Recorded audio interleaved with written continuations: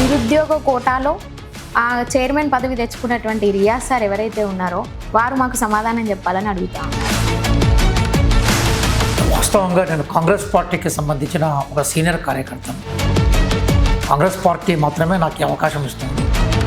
భవిష్యత్తులో కూడా నోటిఫికేషన్ ఇస్తామని చెప్తున్నాం. మేము ఎక్కడ కూడా ప్రభుత్వం నోటిఫికేషన్ ఇవ్వదు అని ఎక్కడ చెప్పలే కదా, గతంలాగా తప్పించుకొని తిరగలే కదా. ఇప్పుడు ఈరోజు నేను ఎక్కడికి పోయినా కూడా విద్యార్థులు ఆ చుట్టూ మొగుతున్నారు, క్వశ్చన్స్ అడుగుతున్నారు. నేను విధానంగా సమాధానం చెప్తున్నాను, కానీ ఎక్కడ కూడా విద్యార్థులు అడగడం తప్పు అని నేను ఎక్కడ చెప్పట్లేదు. ఆర్టీసీలో కూడా కొంతమంది వారిని విధుల్లోంచి తొలగించడం జరిగింది, అవుట్ సోర్సింగ్ ఎంప్లాయీస్. మొన్న 72 మందిని కూడా తెలంగాణ రాష్ట్రంలో విధుల్లోంచి తొలగించడం జరిగింది. కాంగ్రెస్ పార్టీ అంటే ప్రజాపాలన, ఇదేనా ప్రజాపాలన అని వాళ్ళు ప్రశ్నిస్తున్నారు. ఏం జరిగిందో తెలియకుండా కామెంట్ చేయడం ఏదైతే ఉందో, ఇప్పుడు ఇదే బద్నాం చేసే వ్యవహారం అంటే ఇదే. విషయాలు తెలియదు మనకు, పుట్టిగానే మనం గాల్లో మాట్లాడుతుంటాం. అంటే ఈ మధ్య ఏమైపోయిందంటే నెగటివ్ విషయాలను బలంగా మాట్లాడడం వల్ల అదేదో జరిగిందనుకొని వ్యూస్ ఎక్కువ పోవడం కోసం బాగా నెగటివ్ క్వశ్చన్ బాగా పెరిగిపోయింది. ఒకసారి బీఆర్ఎస్ వాళ్ళు పంపించలేంటి మిమ్మల్ని, అదే అట్లా అనిపిస్తుంది. నేను క్వశ్చన్ మళ్ళీ చెప్తున్నాను. ఇప్పుడు 100 విజయోత్సవాలు జరుగుతూ ఉంటే, ఇప్పుడు 100 ప్రోగ్రామ్ జరుగుతూ ఉంటే అవేమి కన్నా కనిపించట్లేదు. నేనే చెప్తున్నాను కదమ్మా. అబ్బా ఇప్పుడు ఎవరికి రాలేదు రమ్మనండి, ఎంఆర్ఓ దగ్గర పోయి చూపెట్టమనండి. ఒక బీఆర్ఎస్కి ఇలియాస్ టీఆర్ఎస్కి బీజేపీకి గ్రౌండ్ లేదు. అన్నలు లేని అడవిని చూస్తామని చెప్పేసి అమిత్ షా గారు ప్రకటించడం కూడా జరిగింది. దాని మీద కాంగ్రెస్ పార్టీ ఇనిషియేటివ్ ఏంటి సార్, ఎలా స్పందిస్తారు? ఛత్తీస్గఢ్ లాంటి రాష్ట్రాల్లో అనేక మంది అద్భుతమైన నాయకులను కాంగ్రెస్ పార్టీ కోల్పోయింది. అయినా మేము ఏమంటున్నామంటే, కానీ ఇప్పటికీ మా దగ్గర ప్రధానమైన లోపం ఏంటంటే, అబద్ధాల ప్రచారాలు ఏవైతున్నాయో అవి చాలా పెద్ద ఎత్తున మా మీద అనుభవాలు జరుగుతున్నాయి. కొంచెం అబద్ధపు అనుభవాలతోటి ప్రజలు ఎక్కువకాలం మభ్యపెట్టే అవకాశం ఉండదు. నిజం నిర్భయంగా పేలుతుంది ఏదో ఒకరు. ఏ నోటిఫికేషన్ ఎప్పుడు వస్తుందనేది చెప్పలేను, కానీ నోటిఫికేషన్లు ఇచ్చేది మాత్రం ప్రభుత్వం సిద్ధంగా ఉన్నది. అందుకోసమే చదవాలిరా, ఇన్ని కష్టాలే వచ్చినా చదువు లేని భవితవ్యత ఉన్న ఆ దిశగా మనం పోవాలనే విషయాన్ని ఆలోచించాం. Welcome to Telangana view. మనం ఈరోజు తెలంగాణ రాష్ట్ర గ్రంథాలయ చైర్మన్ అయినటువంటి డాక్టర్ రియాజ్ సార్తో ఉన్నాం. వారిని ఈరోజు రాష్ట్రంలో జరుగుతున్నటువంటి విషయాల మీద సమాచారాన్ని, నిరుద్యోగులు వారి నుంచి ఎక్స్పెక్ట్ చేస్తున్నటువంటి క్వశ్చన్లకు ఆన్సర్స్ను కూడా మనం ఈరోజు తెలుసుకునే ప్రయత్నం చేద్దాం. నమస్కారం సార్. నమస్కారం అండి. సార్, మొన్న మనం ఇందిరా పార్క్ ధర్నా చౌక్లో చూసాం, నిరుద్యోగ మహాగర్జన అనేది జరిగింది. అక్కడ వాళ్ళు అడిగేటువంటి ప్రతి క్వశ్చన్ కూడా ఏమంటున్నారంటే, నిరుద్యోగ కోటాలో ఆ చైర్మన్ పదవి తెచ్చుకున్నటువంటి రియాజ్ సార్ ఎవరైతే ఉన్నారో వారు మాకు సమాధానం చెప్పాలని అడుగుతా ఉన్నారు. దానికి మీ సమాధానం ఏంటి సార్? వాస్తవంగా నేను కాంగ్రెస్ పార్టీకి సంబంధించిన ఒక సీనియర్ కార్యకర్తను. కాంగ్రెస్ పార్టీ మాత్రమే నాకు ఈ అవకాశం ఇస్తుంది. అనేక మంది నిరుద్యోగ మిత్రులు నాకు సహకారం చేశారు గవర్నమెంట్ని బదలాయింపు చేయడంలో. సరే, చర్చ ఏంటంటే, నిరుద్యోగులకు సంబంధించిన ఆవేదన, నిరుద్యోగ సంబంధించిన విజ్ఞాపన ఏదైతుందో అది సహేతుకంగా నేను భావిస్తూ ఉన్నాను. అందుకోసమే ప్రభుత్వం ఏర్పడిన మొదటి రోజునే గౌరవ ముఖ్యమంత్రి గారు క్లియర్గా ఏమన్నారంటే, ఈ ప్రభుత్వం అధికారంలో రావడం వెనక అనేక మంది కృషి ఉంది, అందులో నిరుద్యోగులు యువత యొక్క పాత్ర గొప్పదని చెప్పారు. అందుకోసమే గతంలో ఉన్న నోటిఫికేషన్స్ని ఒకదాన్ని క్లియర్ చేసే ప్రయత్నం చేశాం. అవసరం ఉన్న దగ్గర కొన్ని జాబ్స్ని పెంచే ప్రయత్నం చేశాం. అలాగే కొన్ని జాబ్స్కి కోర్టు క్లియరెన్స్ రావాలి కాబట్టి దానికోసం వెయిట్ చేస్తున్నాం. నిన్ననే గౌరవ డిప్యూటీ సీఎం బట్టి విక్రమార్క గారు మరొక 30,000 ఉద్యోగాలకి రంగం సిద్ధమవుతుందన్న విషయాన్ని ప్రకటించారు. కాబట్టి కాంగ్రెస్ పార్టీ ఎప్పుడైనా పబ్లిక్ సెక్టార్ని ప్రేమించే పార్టీ, కాంగ్రెస్ పార్టీ ఎప్పుడైనా ఖాళీగా ఉండే ఉద్యోగాలను భర్తీ చేసే పార్టీ. కాబట్టి కాంగ్రెస్ పార్టీ అధికారంలో ఉంది కాబట్టి తప్పనిసరిగా నిరుద్యోగులు ఏవైతే ఉద్యోగ ప్రకటనలు రావాలని కోరుకుంటున్నారో ఆ ఉద్యోగ ప్రకటనలు వచ్చే దిశగా కాంగ్రెస్ పార్టీ ప్రయాణం చేస్తున్న విషయాన్ని మొత్తం చెప్పగలుగుతాను. సార్, మీరు ఇది చెప్పారు కాబట్టి వాళ్ళు అడుగుతున్న ప్రశ్న ఏంటిదంటే, వాళ్ళు పదే లేవనెత్తుతున్నటువంటి ప్రశ్న, నిరుద్యోగుల పాత్ర కీలకమని రేవంత్ రెడ్డి గారు వారి యొక్క ప్రమాణ స్వీకారోత్సవంలోనే గొప్పగా చెప్పడం జరిగింది. దాని తర్వాత జాబ్ క్యాలెండర్ విడుదల చేస్తామని కూడా చెప్పడం జరిగింది.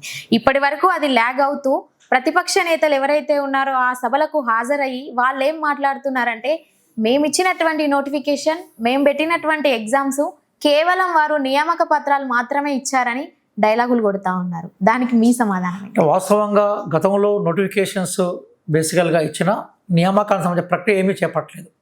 ఆ నోటిఫికేషన్ కూడా గతంలో మేము ఉద్యమ నాయకులుగా ప్రభుత్వం మీద ఒత్తిడి తీసుకొచ్చాం కాబట్టి ఆ నోటిఫికేషన్లు వచ్చాయి. అంటే 10 సంవత్సరాల నుంచి నోటిఫికేషన్లు ఆపి ఎన్నికల ముందు నోటిఫికేషన్ ఇచ్చే ప్రయత్నం చేశారు. అంటే వాళ్ళ ఉద్దేశం ఏంటంటే ఎన్నికల్లో మేమే గెలుస్తాం, గెలిచిన తర్వాత ఈ నోటిఫికేషన్ లెక్కే ఉంటుంది అనుకున్నారు. కానీ గెలిచింది కాంగ్రెస్ పార్టీ. కాబట్టి గతంలో ఏ ఉద్యోగ ఖాళీలు అయితే ఉన్నాయో, అది ఏ ప్రభుత్వం ఉన్నా కూడా ఉద్యోగ ఖాళీలు ఏ ఉన్నాయో చెప్పాల్సిన బాధ్యత వాళ్ళ మీద ఉంది కదా. కాబట్టి బేసికల్గా ఆ ఉద్యోగ ఖాళీలు ఏవైతే ఉన్నాయో ఆ ఉద్యోగ ఖాళీలు ఏ ఉన్నాయో వాటిని వాళ్ళు ఐడెంటిఫై చేశారు. ఆ చేసిన ఖాళీలను తర్వాత కాలంలో మేము పెంచే ప్రయత్నం కూడా చేస్తాం. ఉదాహరణకి 5,000 ఉద్యోగాలను వాళ్ళు డిఎస్సిలో చూపెట్టారు. మేము ఇంకొక 6,500 ఉద్యోగాలను కలిపాం. అదే నేపథ్యంలో 6,500 ఉద్యోగాలతో పాటుగా మరికొన్ని ఉద్యోగాలకు సంబంధించిన కసరత్తు జరుగుతుంది. టెట్ ఎగ్జామ్ దానికోసం పెట్టాం. అలాగే గ్రూప్ 1 రద్దయింది కాబట్టి గ్రూప్ 1 ఇంకో 63 పోస్టులు కలిపే ప్రయత్నం చేశాం. గ్రూప్ 2, గ్రూప్ 3లో ఎట్లాంటి కోర్టు లిటిగేషన్స్ లేవు కాబట్టి దాన్ని యాజిటీస్గా నోటిఫికేషన్ చేసాం. సర్టిఫికేట్ వెరిఫికేషన్ కూడా గ్రూప్ 2కి అయిపోయింది. డెఫినెట్గా ఏ ఉద్యోగాల్లో అయితే ఖాళీగా ఉన్నాయో వాటిని నింపే ప్రయత్నం మేము చేశాం. ఎగ్జామ్ ప్రక్రియ అన్నీ కూడా మా గవర్నమెంట్లో జరిగిన ఏ ఎగ్జామ్ మీద కూడా ఒక చిన్న మచ్చ కూడా ఉండదు. చాలా పకడ్బందీగా ఎగ్జామ్స్ కండక్ట్ చేస్తాం, రిజల్ట్స్ ఇచ్చాం. కోర్టుకు సంబంధించిన ఏ వివాదాలను పరిష్కరించాం. మేము ఒక గ్రూప్ 1 మాత్రం ఈ నెల 30వ తారీఖు మీద హియరింగ్ అయిపోతుంది కాబట్టి జడ్జిమెంట్ మీద డిపెండ్ అయి ఉంటుంది. అది అయిపోయాక గ్రూప్ 2, గ్రూప్ 3 రిజల్ట్ ఇస్తాం. అయితే గతంలో గవర్నమెంట్స్ ఉన్నాయి కానీ 10 సంవత్సరాల్లో ఈ నోటిఫికేషన్స్ని చివరిలో ఇచ్చి చేతులు దులుపుకునే ప్రయత్నం చేశారు. మేము ఆచరణలో తీసుకొచ్చాం. అంటే వాళ్ళ మాటలు కోటలు దాటాయి. మా ఆచరణ ఏవైతుందో అది వాస్తవ రూపం తీసుకుంది కాబట్టి 60,000 మంది నిరుద్యోగులకి ఉద్యోగ ప్రకటన, ఉద్యోగానికి సంబంధించిన వాటి మీద సంతకాలు చేసింది బేసికల్గా ముఖ్యమంత్రి గారే. ఇప్పుడు మేమేమంటున్నాం అంటే నిరుద్యోగుల యొక్క సహేతుకమైన డిమాండ్లను మేము ఎక్కడ రిజెక్ట్ చేయట్లేదు, దశలవారీగా ఇచ్చే ప్రయత్నం చేస్తున్నాం. బాగా చదువుకునే విద్యార్థులు, సీరియస్గా ఎగ్జామ్లో నిమగ్నమైన విద్యార్థులు మమ్మల్ని గౌరవిస్తున్నారు. అది కాకుండా రాజకీయ పార్టీల ప్రేరేపితంతో బేసికల్గా దురుసుగా మాట్లాడేవాళ్ళు, అంటే కార్యక్రమాన్ని విజయవంతం చేసి ఉద్యోగ ప్రకటనలు రాకుండా అడ్డుకునే వాళ్ళు ఏవైతున్నాయో ఆ వాయిస్ నిరుద్యోగుల వాయిస్ కాదు. నిరుద్యోగులు జాబ్స్ కోరుకుంటున్నారు. కాంగ్రెస్ పార్టీ జాబ్స్ ఇచ్చేందుకు సిద్ధంగా ఉంది, ఇస్తుంది కూడా. చాలా సంతోషం సార్, మీ సమాధానం విన్నాక వాళ్ళకు ఒక తీపి కబురు అందిందని అనుకుంటున్నాం. కానీ ఇందాక మీరు అన్నట్టు సార్ గ్రూప్ 1, గ్రూప్ 2 మీద కోర్టులో ఉంది, దాని మీద ఏ లిటిగేషన్ లేదు కాబట్టి మళ్ళీ నోటిఫికేషన్ ఇస్తారని అంటున్నారు. కానీ ఇదే ప్రశ్నని మేము వాళ్ళ దగ్గర మైక్ పెట్టినప్పుడు వాళ్ళు ఏమంటున్నారంటే గ్రూప్ 1లో చూసుకుంటే జీవో నెంబర్ 29 కావచ్చు, జీవో 46 కావచ్చు, పోలీస్ కానిస్టేబుల్స్ కావచ్చు, ఏదైతే మళ్ళీ డిఎస్సి వేస్తామన్నారు కానీ అందులో స్కూల్ అసిస్టెంట్ పోస్టులు తక్కువ రావడం, మొత్తం పోస్టులు కలిపిన రోస్టర్ పాయింట్ విధానంలో తక్కువగా రావడం, ఇది ఏంటి అంటే నోటిఫికేషన్ వస్తుంది, ఇది నిజంగా సంతోషించే విషయమే, కానీ తక్కువ పోస్టులు వస్తే మాకు ఏ విధంగా న్యాయం జరుగుతుందని అడుగుతున్నారు. అంటే రెండమ్మా, ఇప్పుడు ఉపాధి కల్పనకి ప్రభుత్వ రంగం ఒక పెద్ద కల్పతరువు లాగా ఉంటుంది, కానీ ప్రభుత్వ రంగమే అందరికీ ఉద్యోగాలు ఇచ్చే అవకాశం కూడా ఉండదు. ఆ క్రమంలో ప్రైవేట్ రంగాన్ని కూడా మేము ఎంకరేజ్ చేస్తున్నాం. అందుకోసమే ఈరోజు మనకి బేసికల్గా స్కిల్ యూనివర్సిటీని తీసుకొచ్చాం. మేము ప్రైవేట్ రంగంలో పెట్టుబడులను ఆహ్వానిస్తూ ఉన్నాం. అంటే ఉద్యోగ కల్పన అంటే గవర్నమెంట్ ఉద్యోగాలు ఒకవైపు, గవర్నమెంట్ ఉద్యోగాల కోసం సీరియస్గా చదివే విద్యార్థులకు న్యాయం చేయడం ఒకవైపు, కానీ గవర్నమెంట్ ఉద్యోగాలకు పరిమితి ఉంటుంది. అదే కోణంలో అన్ని రంగాల్లో కూడా ఉపాధి అవకాశాలు పెంచడం మరొక వైపు. కాబట్టి ప్రభుత్వం 2 దిశల్లో పోతూ ఉన్నది. అంటే సహజంగానే ఒకప్పట్లాగా చదువుకున్న వాళ్ళ సంఖ్య తక్కువగా లేదు, చదువుకున్న వాళ్ళ సంఖ్య బాగా పెరిగిపోయింది. అట్లాగే ప్రైవేటైజేషన్ కూడా బాగా పెరిగిపోయింది.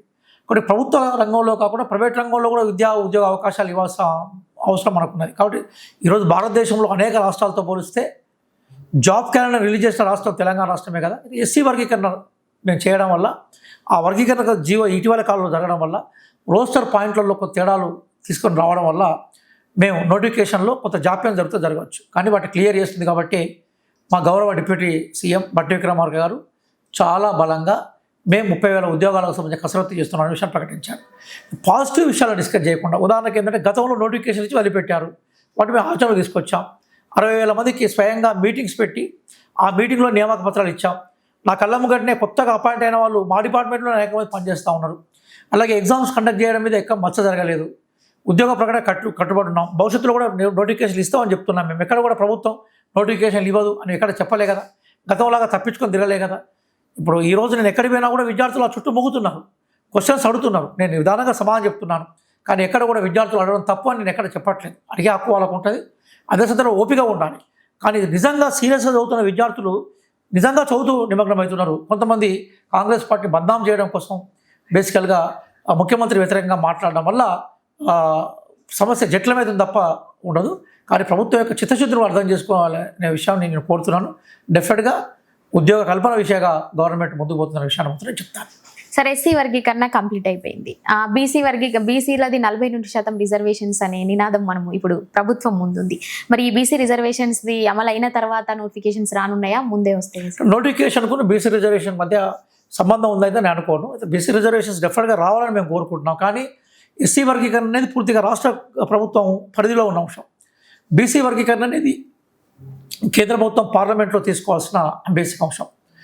కాబట్టి ఎస్సీ వర్గీకరణ బేసికల్గా యాక్సెప్ట్ అయింది కాబట్టి మేము ఇమీడియట్గా తీసుకొచ్చుకున్నాం. బీసీ వర్గీకరణకు సంబంధించి బీసీకి సంబంధించిన 42% రిజర్వేషన్ కూడా అసెంబ్లీలో మా పరిధిలో దాని బిల్లును ఆమోదించింది. బహుశా భారతదేశ చరిత్రలో తమిళనాడు తర్వాత బీసీకి సంబంధించిన రిజర్వేషన్స్ని ఉద్యోగ రంగంలో అమలుపరచాలని చెప్పి తీర్మానాన్ని ఆమోదించిన అసెంబ్లీ కూడా తెలంగాణ అసెంబ్లీనే. కాబట్టి దాన్ని రేపు కేంద్ర ప్రభుత్వం ఒప్పుకొని కోర్టులలో కూడా అది ఛాలెంజ్ చేయబడితే నిలబడ్డప్పుడు మాత్రమే దాన్ని వర్గీకరణ చేసి అమల్లో తీసుకొచ్చే అవకాశం రాష్ట్ర ప్రభుత్వం అనుకుంటుంది. ఆ దిశగా లీగల్ ఒపీనియన్ తీసుకొని ప్రయత్నం చేస్తున్నాం. అయితే దానికి ఎంతకాలం పడుతుంది అనేది మన చేతుల్లో లేదు. అది కోర్టుల తీర్పు కానీ సెంట్రల్ గవర్నమెంట్ దానికి సంబంధించిన ఇన్వాల్వ్మెంట్లో ఉంటుంది. నేను ఇక్కడ ఉన్న బీజేపీ ఎంపీలను క్వశ్చన్ చేస్తుంది ఏంటంటే, నిజంగా బీసీల పట్ల చిత్తశుద్ధి ఉంటే కేంద్ర ప్రభుత్వాన్ని ఒప్పించి తమిళనాడు తరహాలో 9వ షెడ్యూల్లో పెట్టించే ప్రయత్నం చేయండి. లేదా బీసీ రిజర్వేషన్స్ తెలంగాణ తీసుకున్న ప్రభుత్వ విధానాన్ని మీరు ఆమోదించండి. అప్పుడు బీసీలకు న్యాయం జరిగే అవకాశం ఉంటుంది. ఆ దిశగా ప్రయాణం కొనసాగుతుంది. రిజల్ట్ ఎట్లుంటుంది అనేది ఇప్పుడు చెప్పే పరిస్థితులు లేదు. సార్, నిన్న ఏం జరిగిందంటే, మన అవుట్సోర్సింగ్లో ఉన్నటువంటి ఉద్యోగులు ఎవరైతే అసిస్టెంట్ కేర్ టేకర్స్కి సంబంధించి ఎస్సీ ఆమె అలుగు వర్షిని ఐఏఎస్ మేడం గారు కొంతమంది వాళ్ళని విధుల్లోంచి తీసేయడం జరిగింది. వాళ్ళు పెద్ద ఎత్తున కూడా నిరసనలు తెలపడం జరిగింది.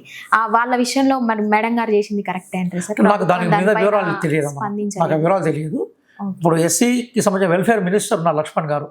ఆయన రీసెంట్గా అంతకుముందు ముఖ్యమంత్రి గారి దగ్గర ఉండేది. ఇప్పుడు కొత్తగా మంత్రివర్గ శాఖలో లక్ష్మణ్ గారి దగ్గరికి వచ్చింది.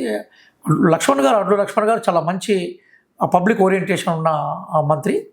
వారి దగ్గరికి వెళ్ళి చెప్పుకునే అవకాశం ఉంటుంది. కాంగ్రెస్ పార్టీ మిగతా వాళ్ళ గతంలో మొన్ననే కదా ఆయన వచ్చి 1 వీక్ కూడా కాలేదు, బద్నాం చేయడానికి ప్రయత్నం చేయాలి. ఇప్పుడు ఆయన ప్రమాణ స్వీకారం చేసి 1 వీక్ అయింది. మొన్న 3-4 డేస్ బ్యాకే ఆయన కుర్చీలో కూర్చుంటున్నారు. మంత్రి గారు కూడా నేనేమంటున్నాను, కాంగ్రెస్ దగ్గర గొప్పతనం ఏంటంటే ఏ విషయాన్నైనా కాంగ్రెస్ ప్రజాప్రతినిధుల దగ్గరికి వెళ్ళి చెప్పుకునే అవకాశం ఉంది. టీఆర్ఎస్ ఎలియాస్ బీఆర్ఎస్ లాగా గేట్లు మూసేసి ఎవరికి కనపడకుండా ఉండవు. ఇప్పటికి నేను ఎక్కడికైనా విద్యార్థుల మధ్య పోతే నన్ను ప్రశ్నించే వాళ్ళు ఉంటారు, పొగిడే వాళ్ళు ఉంటారు, నా మీద రకరకాల రూమర్స్ క్రియేట్ చేసే వాళ్ళు ఉంటారు, రకరకాల వ్యక్తులు ఉంటారు. కానీ అర్థం చేసుకునే వాళ్ళ సంఖ్య ఎక్కువ ఉంటుంది.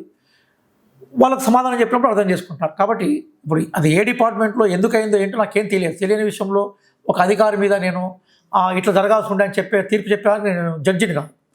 వాళ్ళకు నిజంగా ఏ డిపార్ట్మెంట్లో అన్యాయం జరిగినా ఆ డిపార్ట్మెంట్కు సంబంధించిన కన్సర్న్ మినిస్టర్ ఉంటారు, వాళ్ళ దగ్గర పోవచ్చు, వాళ్ళు అడగవచ్చు. డెఫినెట్గా ఎంక్వైరీ చేసి న్యాయం చేసే ప్రయత్నం మాత్రం గవర్నమెంట్ చేస్తుంది. సార్, రేపు ఆర్టీసీ బస్ భవన్ ఏదైతే ఉందో ఆర్టీసీలో కూడా కొంతమంది వారిని విధుల్లోంచి తొలగించడం జరిగింది. అవుట్సోర్సింగ్ ఎంప్లాయీ మొన్న 72 మందిని కూడా తెలంగాణ రాష్ట్రంలో విధుల్లోంచి తొలగించడం జరిగింది. కాంగ్రెస్ పార్టీ అంటే ప్రజాపాలన, ఇదేనా ప్రజాపాలన అని వాళ్ళు ప్రశ్నిస్తున్నారు. దీనికి మీ సమాధానం ఏంటి? మొదటి ప్రశ్న సమాధానం, రెండో ప్రశ్న సమాధానం. ఇప్పుడు మీరు ఎందుకు తొలగించాలో అనే విషయం నాకు తెలియకుండా మీరు చెప్పినట్టుగా అవుట్సోర్సింగ్ డిపార్ట్మెంట్స్ చాలా ఉంటాయి. ఇప్పుడు రెగ్యులర్ ఉద్యోగాలు వచ్చిన తర్వాత అవుట్సోర్సింగ్ ఎందుకు తీసుకుంటారు? పేరే అవుట్సోర్సింగ్ కదా. బేసికల్గా ఏంటంటే ఎక్కడైతే రెగ్యులర్ ఉద్యోగులకు సంబంధించిన కొరత ఉంటుందో ఆ టైంలో అవుట్సోర్సింగ్ పెట్టి నడిపిస్తుంటారు.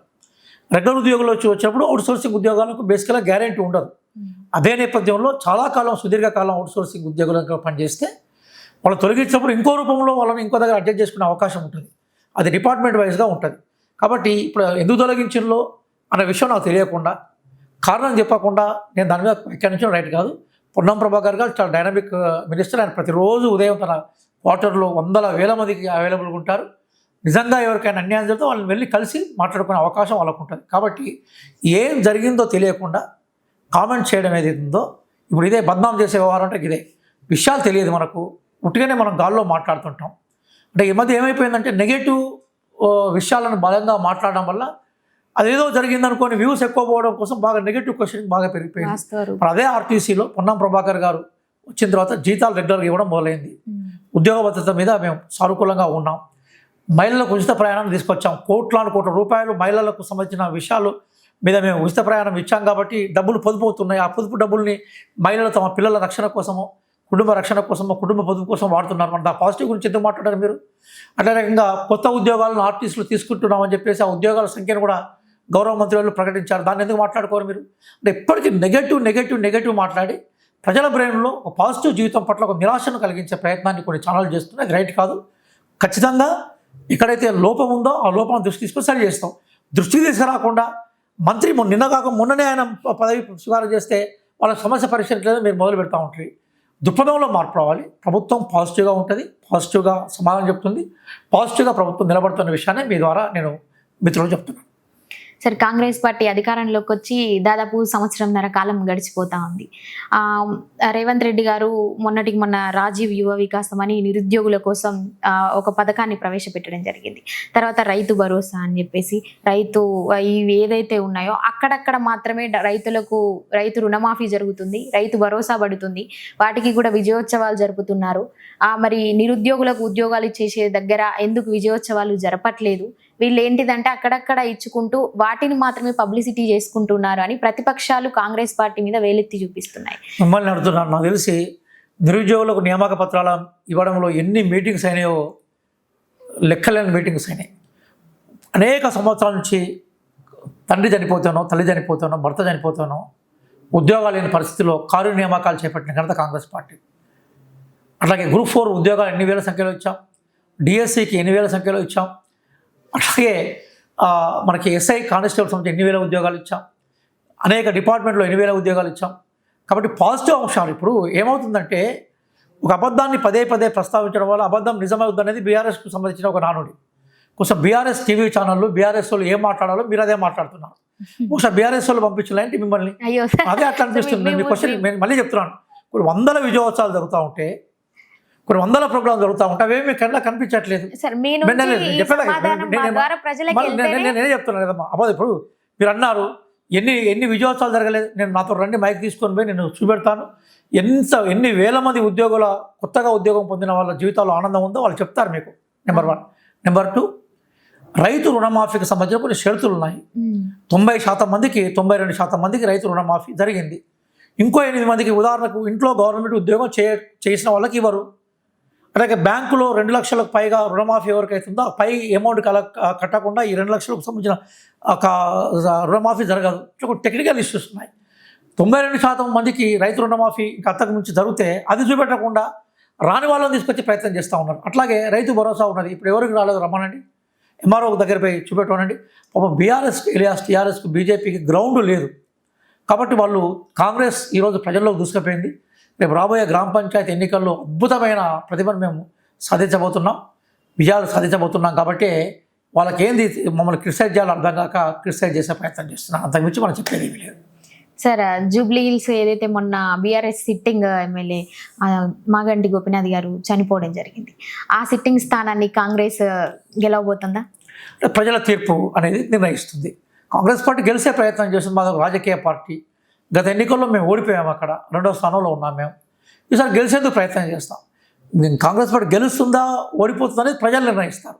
గెలిచే ప్రయత్నాన్ని కాంగ్రెస్ పార్టీగా మేము చేస్తాం. సార్, కాంగ్రెస్ పార్టీ 6 గ్యారంటీలతోని ప్రజల్లోకి అద్భుతంగా వెళ్తుందని చెప్పేసి రేవంత్ రెడ్డి గారు కావచ్చు, ముఖ్యమంత్రి వర్యులు గౌరవనీయులు బట్టి విక్రమార్క గారు కావచ్చు, అందరూ కూడా చెప్పడం జరుగుతూ ఉంది. ప్రజలు కూడా కొంతవరకు సానుకూలంగా, మీరన్నట్టు నెగిటివ్ దృక్పథంలో చూసేవారు నెగిటివ్ దృక్పథంలో, పాజిటివ్లో ఉన్న వాళ్ళు పాజిటివ్లో చెప్పడం జరుగుతూ ఉంది. కానీ ఇక్కడ ప్రజలకు మీ ద్వారా ఇలాంటి ప్రశ్నలకు సమాధానం దొరికితే ఆ క్వశ్చన్ మళ్ళీ లేవనెత్తేటువంటి అవకాశం ఉండదు. కాబట్టి ఇవన్నీ కూడా మీ ద్వారా తెలుసుకోవడం జరుగుతుంది సార్. నెక్స్ట్ పోతే మొన్న బనకచెర్ల అనే ప్రాజెక్ట్ విషయంలో కూడా రేవంత్ రెడ్డి గారు మాట్లాడడం జరిగింది. భారతదేశంలో మొట్టమొదటిసారిగా తెలంగాణ రాష్ట్రంలో మాత్రమే నోటిఫికేషన్లు వద్దు, వాయిదా వేయండి అని చెప్పేసి ధర్నాలు చేస్తూ ఉన్నారని చెప్పేసి, దాని మీద కూడా మీరు ఇందాక అన్నట్టు ఎవరైతే నెగిటివ్ దృక్పథం ఉన్న వాళ్ళు ప్రెస్ మీట్లు పెట్టి చెప్తా ఉన్నారని అంటున్నారు. వాళ్ళు ఏం అడుగుతున్నారంటే, ముఖ్యమంత్రి గారు మాట్లాడింది కరెక్టే, వాయిదా వేయడం అనేది ముఖ్యమంత్రి గారు కరెక్టే చేస్తున్నారు, కానీ కింది స్థాయి నాయకుల దగ్గర ఏమైనా సమన్వయ లోపం ఉందా అంటే వారికి చేరవేసే విషయంలో కావచ్చు, ఏ విషయాన్నైనా? ముఖ్యమంత్రి గారి స్థాయిలో ఉండే వారికి పెద్ద ఇంటెలిజెన్స్ వ్యవస్థ ఉంటుంది. ఏం జరుగుతుంది, ఏం జరగకూడదన్న విషయం మీద రెగ్యులర్గా రివ్యూ జరుగుతుంటుంది. ముఖ్యమంత్రి గారికి అన్ని విషయాలు తెలుస్తుంటాయి. ముఖ్యమంత్రి గారు అన్న విషయాన్ని వక్రీకరిస్తున్నారు. ముఖ్యమంత్రి గారు ఏమన్నారంటే, మేము నోటిఫికేషన్లను క్లియర్ చేసే క్రమంలో ఎగ్జామ్స్ కంటిన్యూగా పెట్టినప్పుడు ఎగ్జామ్స్ వాయిదా వేయడం ధర్నాలు జరిగినాయని చెప్పారు. అది వాస్తవమే కదా. డిఎస్సి ఎగ్జామ్ వాయిదా వేయమని చెప్పేసి విద్యార్థులను పూర్తిగా రెచ్చగొట్టి రోడ్ల మీద తీసుకొచ్చారు. అందులో మొత్తం బీఆర్ఎస్ నాయకులందరూ వచ్చి విద్యార్థులు ఎగ్జామ్స్ వాయిదా వేయాలనే దాని మీద మాట్లాడారు. ముఖ్యమంత్రి మాట్లాడింది అబద్ధం ఎట్లా అవుతుంది? ఎక్కడ నోటిఫికేషన్లు వద్దు అని విద్యార్థులు ధర్నా చేశారు అని చెప్పి ముఖ్యమంత్రి గారు ఎక్కడ మాట్లాడలేదు. దయచేసి జాగ్రత్తగా మెసేజ్ తీసుకోండి. నోటిఫికేషన్లు క్లియర్ చేసే క్రమంలో రెగ్యులర్గా ఎగ్జామ్స్ పెట్టడం వల్ల విద్యార్థులు ఎగ్జామ్స్ వాయిదా వేయమనే దశకు చేరారు. మేము అట్లా ఎగ్జామ్స్ నిర్వహించామని చెప్పే క్రమంలో చెప్పారు. కాబట్టి అది వాస్తవమే. డిఎస్సి విషయంలో జరిగింది. గవర్నమెంట్ ఏముంది, స్కూల్స్ ఓపెన్ అవుతున్నాయి, ఓపెన్ అయ్యే లోపల ఎగ్జామ్స్ కనుక కండక్ట్ చేయకుంటే కొత్త టీచర్లు రారు. కొత్త టీచర్లు రాకుండా ఏమవుతుంది, స్కూళ్ళు మూతపడే అవకాశం ఉంటుంది. విద్యార్థులను చేర్పించారు కాబట్టి మేము కండక్ట్ చేస్తాం, రిజల్ట్ ఇస్తూ ఉన్నారు. ఇచ్చాం కాబట్టి ఈరోజు మొట్టమొదటిసారిగా 12-13 ఏళ్ళ తర్వాత 1,00,000 మంది కొత్త విద్యార్థులు గవర్నమెంట్ స్కూల్లో చేరారు. ఈ మధ్యకాలంలో గత 10-12 సంవత్సరాల నుంచి 1,00,000 మంది కొత్త విద్యార్థులు గవర్నమెంట్ స్కూల్లో చేరిన సందర్భం లేదు. కొత్తగా టీచర్లు వచ్చారు కాబట్టి పిల్లలు జాయిన్ అయినారు. సూర్యాపేట దగ్గర ఏదో విలేజ్లో మా ఊళ్ళోకి ప్రైవేట్ బస్సులు రావద్దు, ప్రైవేట్ స్కూళ్ళ బస్సులు రావద్దని ధర్నా చేశారు. అంటే గవర్నమెంట్ స్కూళ్ళలో టీచర్లు వస్తేనే కదా గవర్నమెంట్ స్కూల్ పంపించాలనే ఉద్దేశంతో ప్రైవేట్ స్కూల్స్ మా ఊళ్ళోకి రావద్దని చెప్పింది. ఇవన్నీ ఎవరి విజయం? ఎగ్జామ్స్ కండక్ట్ చేయడం వల్లనే కదా కొత్త ఉద్యోగాలను తీసుకొచ్చాము. ఈ కొత్త ఉద్యోగులతోటి మేము ఈరోజు పకడ్బందీ పరిపాలన చేస్తున్నాం. కాబట్టి ముఖ్యమంత్రి గారి మాటల్ని వక్రీకరించొద్దు, అర్థం చేసుకోవాలి. ముఖ్యమంత్రి గారు ఆ రోజు కనుక డిఎస్సి ఎగ్జామ్ను వాయిదా వేస్తే ఏం జరిగేది? ఈరోజు కొత్త స్కూళ్ళు, గవర్నమెంట్ స్కూల్స్ స్ట్రెంత్ కాకపోయేది, టీచర్లు ఉండకపోయేవాళ్ళు, గవర్నమెంట్ స్కూల్లో విద్యార్థులు చేరే అవకాశం ఉండకపోయేది. అందుకోసం బేసికల్గా కొంతమంది విద్యార్థులను కావాలని రెచ్చగొడుతున్నారు. నిజమైన నిరుద్యోగుల పట్ల, నిజమైన విద్యార్థుల పట్ల మాకు బేసికల్గా విశ్వాసం ఉంటుంది. వాళ్ళ వాక్యాలు మేము గౌరవిస్తాం. కానీ నిరుద్యోగుల పేరు మీద ఎవరైతే బీఆర్ఎస్ వాళ్ళు డ్రామా చేస్తున్నారో దాన్ని మేము వ్యతిరేకిస్తాం. సార్, June 2 రోజు తెలంగాణ రాష్ట్ర అవతరణ దినోత్సవం రోజు మాకు ఒక తీపి కబురు అందుతుందని చెప్పేసి వాళ్ళు వెయిట్ చేయడం జరిగిందంట. దాని తర్వాత కూడా 2 క్యాబినెట్ మీటింగ్లు జరిగాయి. దాంట్లో ఎందుకు ప్రభుత్వం నిరుద్యోగులకు నోటిఫికేషన్ వేస్తామని చెప్పలేకపోయింది సార్? లేదమ్మా, చాలా క్లియర్గా ముఖ్యమంత్రి గారు అన్నారు. ఎన్ని వేల ఉద్యోగాలు నింపావో చెప్పారు. చెప్పి అభివృద్ధి అనేది ఒక నిరంతర ప్రక్రియ, అది కొనసాగుతుందని చెప్పారు. కాబట్టి ఇది అందులో బాగుంటుంది. అదే సందర్భంలో నిన్న గాంధీ భవన్లో ప్రెస్ మీట్లో డిప్యూటీ సీఎం గారు చెప్పారు కదా, మేము ఉద్యోగాలు ఇవ్వడానికి సిద్ధంగా ఉన్నాం, 30,000 ఉద్యోగాల ప్రక్రియ జరుగుతుందనేది. ఒకటి, జాబ్ క్యాలెండర్ రీషెడ్యూల్ జరుగుతున్నది. రీషెడ్యూల్ అంటే ఎస్సీ వర్గీకరణ జరిగింది కాబట్టి దానికి ఉన్న రీషెడ్యూల్ జరుగుతున్నది, నెంబర్ 1. నెంబర్ 2 ఏంటంటే ఎక్కడెక్కడ డిపార్ట్మెంట్లో ఖాళీ ఉన్నాయి వాటికి సంబంధించి ఏర్పాట్లు జరుగుతున్నాయి. కాబట్టి ఖచ్చితంగా త్వరలోనే ముఖ్యమంత్రి గారి మాటల ద్వారానే విద్యార్థులకు మంచి మెసేజ్ పోతుంది. డెఫినెట్గా కాంగ్రెస్ పార్టీ తెలంగాణ రాష్ట్రంలో ఎన్ని ఖాళీగా ఉన్న ప్రభుత్వ ఉద్యోగాలు ఉన్నాయో అన్ని ఉద్యోగాలు నింపుతుంది.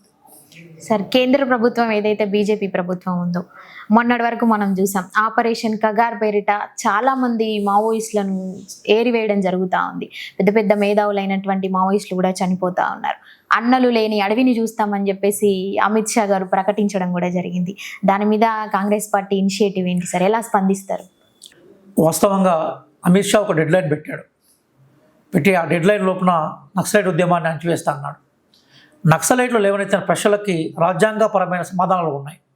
రాజ్యాంగపరమైన సమాధానాల ద్వారా నక్సలైట్లు ఎవరైతే ప్రశ్నలకు సమాధానం చెప్పి నక్సలైట్ ఉద్యమాన్ని అంతం చేస్తే అందరం హర్షిస్తాం. కానీ ఆపరేషన్ కగారు పేరు మీద నక్సలైట్లను ఏరివేస్తున్నాం నెపం మీద ఆదివాసుల మీద దాడులు జరుగుతున్నాయి. ప్రతి నక్సలైట్ల వ్యతిరేక ఆపరేషన్లో అనేక మంది ఆదివాసులు చనిపోతున్నారు. మాకు అర్థమవుతున్న విషయం ఏంటంటే, ఆదివాసుల కాళ్ళ కింద అద్భుతమైన ఖనిజ సంపద ఉంది. ఆ ఖనిజ సంపద కొల్లగొట్టడం కోసమే బహుశా ఈ ఆపరేషన్ కగార్ అనేది దాన్ని ఒక డెడ్లైన్ పెట్టి చేస్తున్నట్టు కనబడుతూ ఉన్నది. భారత రాజ్యాంగం ఆర్టికల్ 21 అందరికీ ప్రాణరక్షణ హక్కు ఇస్తూ ఉన్నది. నక్సలైట్లు మేము శాంతి చర్చలకు వస్తాం అంటున్నాం, ప్రభుత్వంతో మాట్లాడతాం అంటున్నాం. శాంతి చర్చలకు వస్తాం, ప్రభుత్వంతో మాట్లాడతాం అంటే దాన్ని గౌరవించకుండా వాళ్ళకి అవకాశం ఇవ్వకుండా వెంటాడి జంతువులను చంపడం అనేది దుర్మార్గం. నువ్వు విదేశాలతోటి, పాకిస్తాన్ శత్రు దేశంతో నెగోషియేషన్స్ పోతావు, కాల్పుల విరమణ చేస్తావు. నీ సొంత దేశంలో ప్రజలు సొంత దేశంలో ఉద్యమానికి సంబంధించిన నాయకులు మేము కాల్పుల విరమణ చేస్తామంటే ఆ కాల్పుల విరమణని డెఫినెట్గా పట్టించుకోవాలి కదా. కోసం నక్సలైట్లు హింసకు పాల్పడడం, నక్సలైట్లు ప్రజలను భయాభ్రాంతులను చేయడాన్ని కాంగ్రెస్ పార్టీ ఎప్పుడైనా వ్యతిరేకిస్తుంది. నిజానికి నక్సలైట్లు చేసిన హింస వల్ల బాగా నష్టపోయిన పార్టీ కూడా కాంగ్రెస్ పార్టీనే. ఛత్తీస్గఢ్ లాంటి రాష్ట్రాల్లో అనేక మంది అద్భుతమైన నాయకులను కాంగ్రెస్ పార్టీ కోల్పోయింది. అయినా మేము ఏమంటున్నామంటే రాజ్యాంగాన్ని గౌరవించే వాళ్ళుగా రాజ్యాంగబద్ధమైన పరిష్కారం మాత్రమే నక్సలైట్ ఉద్యమాన్ని తగ్గిస్తే తప్ప ఏరివేత కాదు. అందుకోసం ముఖ్యమంత్రి రేవంత్ రెడ్డి గారు ఒక మంచి మాట అన్నారు. ఏమన్నారంటే పేదరికం ఉన్న రోజులు నక్సలిజం ఉంటుంది, ఇప్పుడు పేదరికాన్ని నిర్మూలించే ప్రయత్నం చేయాలి. మహేష్ కుమార్ గౌడ్ గారు అదే అన్నారు. నక్సలైట్ల హింసను కాంగ్రెస్ పార్టీ ఇప్పుడు సమర్థించదు. అదే సందర్భంలో నక్సలైట్ల ఏరివేతతోటి అమాయకులైన గిరిజనులను ఆదివాసులను చంపడం, మొత్తం ఆ ప్రాంతాన్నంతా మొత్తం యుద్ధమయం చేయడం అనేది సరైనది కాదు. ఇప్పటికైనా ఆపరేషన్ కగార్ని కేంద్ర ప్రభుత్వం ఆపాలి, నక్సలైట్లతో చర్చలు జరపాలని కాంగ్రెస్ పార్టీగా మేము ఆశిస్తున్నాం. సార్, నార్మల్గా మాట్లాడుకుంటే పూర్వం ఉన్నటువంటి ఏదైతే నక్సల్బరీ స్టార్ట్ అయినప్పటి నుంచి ఉన్న సాంకేతికత తక్కువ టెక్నాలజీ పరంగా. ఇప్పుడున్న టెక్నాలజీ, ఆ రోబోటిక్స్ విధానం ఏదైతే డ్రోన్స్ ద్వారా అడవులని కనిపెట్టి దండకారణ్యాలను కూడా ఈరోజు మీరు అన్నట్టు అదానీ అంబానీలకు కట్టబెట్టేందుకు ఆ డ్రోన్స్ ద్వారా వాళ్ళని ఏరివేసేటువంటి ప్రక్రియ జరుగుతూ ఉంది. నిజంగా కమ్యూనిస్టులు అడవిలో ఉండకుండా ప్రజాస్వామ్యంలో కలిసిపోయి ప్రజల తరపున ఎందుకు పోరాడకూడదంటే సమాధానం లేదు.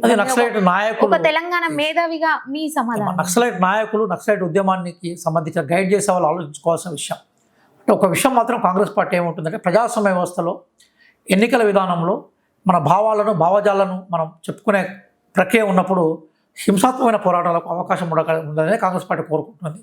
కొన్ని నక్సలైట్ నాయకత్వము, నక్సలైట్ ఫిలాసఫర్స్ ఇప్పటికైనా తమ ఉద్యమ రూపం మీద సమీక్ష చేసుకుంటే మంచిగుంటుందని నేను అభిప్రాయపడుతున్నాను. ఏదైతే తెలంగాణ రాష్ట్రంలో యూనివర్సిటీలు, రాష్ట్రానికే తలమానికమైనటువంటి ఉస్మానియా యూనివర్సిటీ ఉంది. మొన్న మేము అక్కడికి వెళ్ళి మాట్లాడితే యూనివర్సిటీకి దాదాపు సంవత్సరానికి జీతాలకే నెలకు 750 కోట్లు అవుతాయి. కానీ మాకు కేటాయించినటువంటి బడ్జెట్ కేవలం 500 కోట్లు మాత్రమే. దీనిని రాష్ట్ర ప్రభుత్వం మరి పెంచుతుందా పెంచదా, అసలు దాని మీద ఉద్దేశం ఏంటి సార్? అంటే మొట్టమొదటిసారిగా నాకు తెలిసి గత 10 సంవత్సరాల్లో ఉస్మానియా యూనివర్సిటీకి 100 కోట్లు కేటాయించిన రాష్ట్ర ప్రభుత్వం రేవంత్ రెడ్డి గారు రాష్ట్ర ప్రభుత్వమే. ఇబ్బందులు ఉన్నాయి. కాంగ్రెస్ పార్టీ మీద ఏమవుతుందంటే మేము వాస్తవంగా ప్రజల కోసం పనులు చేస్తున్నాం, ప్రజలు దాన్ని గుర్తిస్తున్నారు. కానీ ఒక నిజం గడప దాటే లోపనే అబద్ధం ఊరంతా చుట్టూ వస్తుంది. కాబట్టి మేము నిజం చాలా పకడ్బందీగా కార్యక్రమం చేసి నిజాన్ని చెప్పే క్రమంలో అబద్ధం ద్వారా బీఆర్ఎస్ కానీ బీజేపీ కానీ కాంగ్రెస్ పార్టీ బదనాం చేసే ప్రయత్నం చేస్తుంది. ఈరోజు యూనివర్సిటీల పునర్వైభవం కోసం కాంగ్రెస్ పార్టీ పనిచేస్తుంది. అందుకోసమే గతంలో చాలా కాలం నుంచి గ్యాప్లో ఉన్న యూనివర్సిటీ బీసీల నియామకాన్ని ఎవరు చేశారు? కాంగ్రెస్ పార్టీగా మేము చేశాం కదా. అట్లాగే యూనివర్సిటీల బీసీల నియామకమే మాత్రమే కాదు, యూనివర్సిటీలకు గ్రాంట్స్ ఇచ్చాం కాంగ్రెస్ పార్టీగా మేమే కదా. పరిశోధనకు సంబంధించిన ఇష్యూస్ కంటిన్యూ కావాలని యూనివర్సిటీ అధ్యాపకులకు సంబంధించిన బేసిక్ ఏజ్ కూడా పెంచే ప్రయత్నం చేశాం. అలాగే న్యూ రిక్రూట్మెంట్కి సంబంధించిన ఇష్యూస్ మీద డిస్కస్ చేయమని 3 వైస్ ఛాన్సలర్ల కమిటీ వేశాం.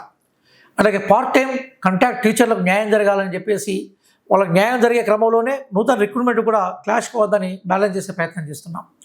కాబట్టి ఈరోజు యూనివర్సిటీలు మళ్ళొక్కసారి కలకల్లాడుతూ కొత్త కోర్సులను తీసుకునే క్రమంలో మొత్తం కీలకమైన పాత్ర పోషించింది ఎవరు? కాంగ్రెస్ పార్టీ కదా. కాబట్టి కాంగ్రెస్ పార్టీగా మా పాత్ర మేము చేస్తున్నాం. కానీ ఇప్పటికీ మా దగ్గర ప్రధానమైన లోపం ఏంటంటే అబద్ధాల ప్రచారాలు ఏవైతున్నాయో అవి చాలా పెద్ద ఎత్తున మా మీద అనుభవములు జరుగుతున్నాయి. కోసం అబద్ధపు అనుభవములతోటి ప్రజలు ఎక్కువకాలం మభ్యపెట్టే అవకాశం ఉండదు. నిజం నిర్భయంగా పేలుతుంది ఏదో ఒక రోజు. కాబట్టి ఈరోజు పంచాయతీ ఎన్నికలకు సంబంధించిన నగర త్వరలో మొగబోతుంది.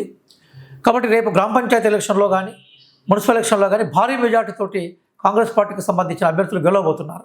ప్రజలు మా మీద విశ్వాసం ఉన్నారని నమ్మకంతో మేము పోతున్నాం. కాబట్టి వీళ్ళంతా అబద్ధాలను ప్రచారం చేయడమే ధ్యేయంగా పెట్టుకున్నారు. వాళ్ళు ప్రజల్లోకి పోవడాన్ని ఎప్పుడో మానేశారు. ప్రజల్లోకి పోవడాన్ని మానేసి బేసికల్గా అబద్ధాలను ఆసరా చేసుకొని గెలవాలనుకుంటున్నారు. మేము నిజాలను నిర్భయంగా చెప్పే ప్రయత్నం చేస్తున్నాం. ప్రజాస్వామ్యంలో గెలుపు ఎప్పుడైనా కూడా నిజానిదే. భవిష్యత్ ఎన్నికలు నుండి కాంగ్రెస్వే.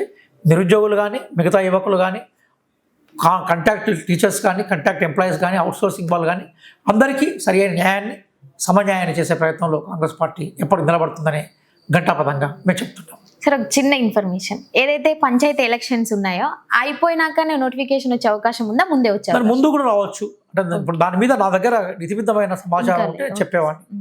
క్లియర్గా నేను నాకు మంత్రులు కలిసిన గౌరవ ముఖ్యమంత్రి గారితో కలిసే అవకాశం ఉన్న నోటిఫికేషన్ల మీద ఎప్పటికీ మాట్లాడుతున్నాను. వాళ్ళతోటి అందరూ పాజిటివ్గా ఉన్నారు. బహుశా నాకు తెలిసి ఈ పంచాయతీ ఎలక్షన్స్ వీటికి ముందు కొత్త ఒక ప్రక్రియ మాత్రం బయటికి రావడానికి అవకాశం ఉంది. ఏ నోటిఫికేషన్ ఎప్పుడు వస్తుందనేది చెప్పలేను, కానీ నోటిఫికేషన్లు ఇచ్చేది మాత్రం ప్రభుత్వం సిద్ధంగా ఉన్నది.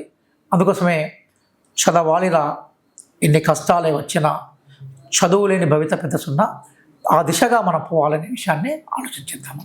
సార్, మంచి ఇన్ఫర్మేషన్ మీరు నిరుద్యోగులకు కావచ్చు, తెలంగాణ రాష్ట్ర ప్రజలకు కావచ్చు, మీ ద్వారా ఆ సమాచారాన్ని అందించిన ఒకటి మాత్రం చెప్తాను, దయచేసి అబద్ధాలు చెప్పి మిమ్మల్ని ఆవేశపూరితంగా రెచ్చగొట్టే వాళ్ళను విశ్వసించకండి. చదివే మన మార్గంగా ఉండండి. ఖాళీగా ఉన్న ప్రతి ఉద్యోగాన్ని నింపే బాధ్యత రేవంత్ రెడ్డి గారికి ఇవ్వండి. గౌరవ ముఖ్యమంత్రికి న్యాయం చేస్తాడు. డిప్యూటీ సీఎం గారి ప్రకటన అందులో భాగంగానే గుర్తించమని నేను కోరుకుంటున్నాను. థ్యాంక్ యూ సార్, ధన్యవాదాలు.